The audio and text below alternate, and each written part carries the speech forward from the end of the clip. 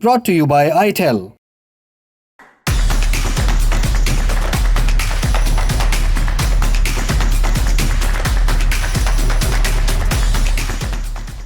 NCERT की 8वीं class की किताब के एक चैप्टर पर विवाद हो रहा है। विवाद इसलिए क्योंकि इस चैप्टर में जुडिशरी को लेकर कुछ ऐसा लिखा गया है जिस पर अब chief justice of India Suryakant ने भी नाराजगी जाहिर की है। सीजेआई ने इसे जुडिशरी पर सोचा समझा और गहरा हमला बताया है।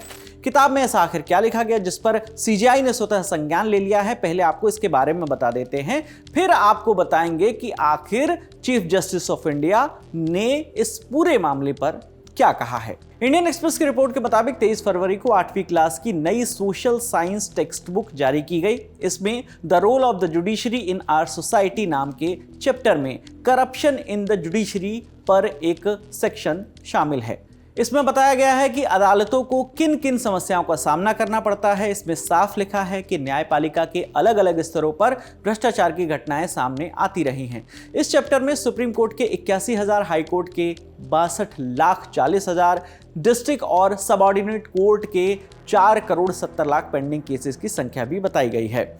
इस चैप्टर में यह भी बताया गया है कि कैसे सरकार की ओर से बनाए गए कुछ कानूनों को न्यायपालिका ने निरस्त कर दिया, जबकि उन कानूनों को संसद की मंजूरी थी, फिर भी उसे चुनौती दी गई, जिसके बाद न्यायपालिका ने उन कानूनों पर रोक लगा दी थी। चैप्टर में लिखा है, लोग जुडिशरी के अलग अलग लेवल पर करप्शन का सामना करते हैं।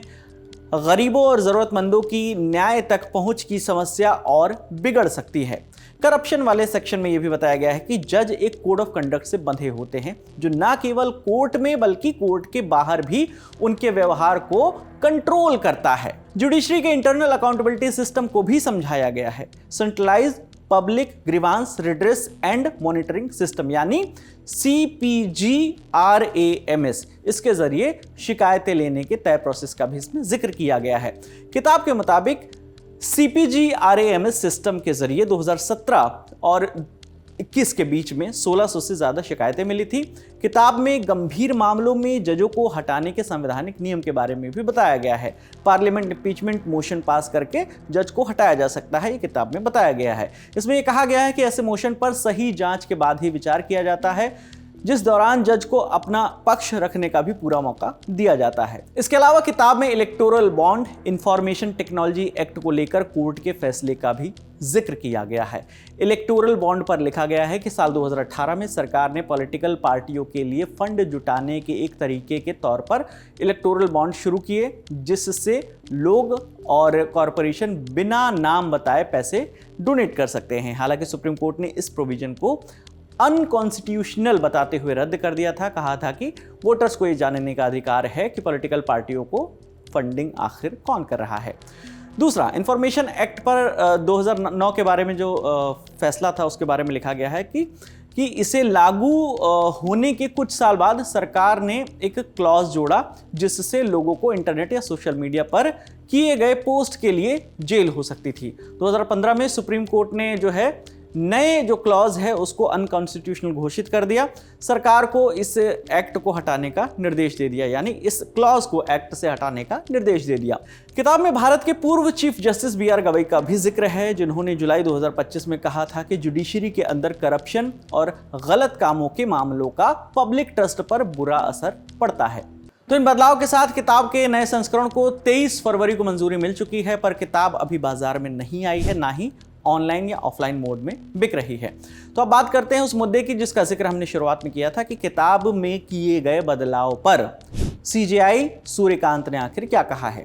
तो इस मामले पर खुद से संज्ञान लेते हुए सीजेआई ने कहा कि उन्हें हाई कोर्ट के जजों समेत कई लोगों के कॉल और मैसेज आ रहे हैं जिनमें किताब के कंटेंट पर चिंता जताई जा रही है। सीजेआई सूर्यकांत ने कहा कि मैं किसी को भी जुडिशरी की ईमानदारी को बदनाम करने और उस पर सवाल उठाने की इजाज़त नहीं दूंगा। ये जुडिशरी पर एक सोचा समझा और गहरा हमला है। हम किसी को भी जुडिशियल इंस्टीट्यूशन को टारगेट करने की इजाज़त नहीं देंगे, कानून अपना काम करेगा। तो ये तो बात हुई नई किताब को लेकर। अब ये जान लेते हैं कि पुरानी किताब में आखिर क्या था। पिछले सेशन में किताब में न्यायपालिका की कार्यप्रणाली, उसकी संरचना और उसके अधिकारों के बारे में पढ़ाया जाता था, जो पुराना जो इसका किताब थी। लेकिन अब न्यायपालिका के भीतर भ्रष्टाचार का जिक्र किया गया है। पर हाँ, ये ज़रूर लिखा गया है कि अदालतों में मामलों के निपटारे में कई साल लग जाते हैं। Justice delayed is justice denied, यानी न्याय में देरी न्याय से वंचित करना वाली बात भी इसमें समझाई गई है। एक और नई किताब का मामला अब सुप्रीम कोर्ट में पहुंच गया है और दूसरी और जो किताब को मंजूरी तो मिल चुकी है। अब देखना यह होगा कि आने वाले वक्त में कोर्ट इस मामले में आखिर फैसला क्या लेती है और कोर्ट के फैसले का नई किताब पर क्या असर होता है। क्या कोर्ट किताब के चैप्टर से कुछ सेक्शन या लाइंस हटाने के लिए कहेगी या सिर्फ चेतावनी देकर छोड़ देगी। मामले में जो भी अपडेट होगा हम आप तक पहुंचाते रहेंगे। आपकी इस पर क्या राय है आप हमें कमेंट सेक्शन में जरूर बताइएगा। आपके लिए तमाम जानकारी जुटाकर इस वीडियो के लिए स्क्रिप्टिंग की है मेरी साथी सुप्रिया ने। मेरा नाम विकास वर्मा है। देखते रहिए दी लल्लन टॉप। शुक्रिया।